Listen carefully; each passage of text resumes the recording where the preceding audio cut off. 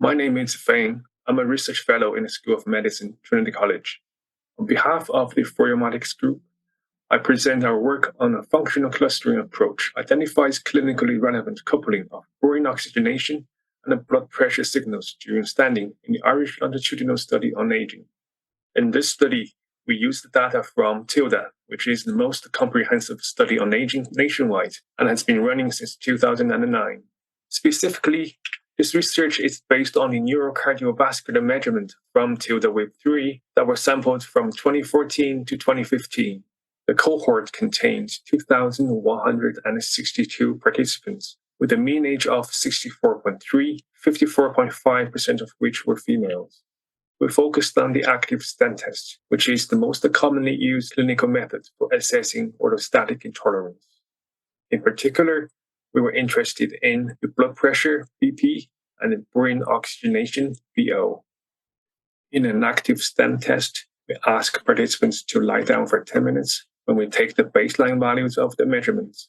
We then ask them to stand up as fast as possible and remain standing for 3 more minutes. Naturally, the blood pressure drops after standing and recovers over time. Over the entirety of the active stand assessment, we used the near-infrared spectroscopy, or NIRS, to monitor the tissue saturation index of the frontal lobe, and a phenometer to monitor the beat-to-beat blood pressure and heart rate.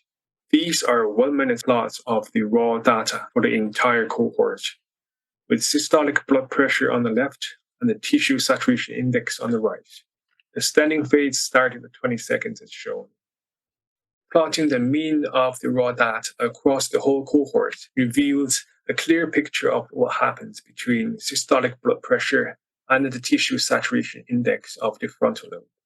However, due to the large standard deviation shown in shaded areas, we believe there is a lot of information missing in these plots that can be retrieved by machine learning. This is the motivation behind which we carried out the current study. We use functional clustering, a branch of unsupervised machine learning, as a primary tool for the investigation. These are the time series plot of the raw data after clustering. For each cluster, we have SBP on the left and TSI on the right. By plotting the centroid of all 4 clusters, with blood pressure on the left and the brain oxygenation measured by TSI on the right, we could summarize by visual comparison that cluster 1 has intermediate to large BP drop, small BO drop. Cluster 2 has large BP drop, and large BO drop. Cluster 3 has small BP drop and small BO drop, whereas cluster 4 has small to intermediate BP drop and small BO drop. This box plot illustrates the age profile within each cluster. By grouping age into 4, we have the age proportion within each cluster. With a p-value of 0.626, cluster 2 is not significantly different from the rest of the cohort in age. However, a significant difference is found in gender between cluster 2 and the rest of the cohort.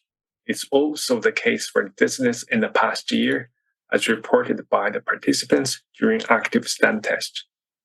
Results also show that cluster 2 is significantly higher in the self-reported occurrence of injurious fall within the past year. To conclude, using functional clustering, we've identified a small group with large BP and BO drops during active stand test, more frequently reported dizziness on standing, and the injurious falls in the past year. We've shown functional clustering can be used to identify clinically relevant coupling of BP and BO signals. It can potentially be used to identify at-risk group with more specificity than current clinical methods. Future work includes the validation and the verification of the clustering results. Also, the investigation in alternative algorithms to explore additional clinical features and the longitudinal outcomes. I'd like to take the opportunity to thank the whole TILDA team and its PI, Professor Roseanne Kenny, and the funding from SFI. Thank you for listening.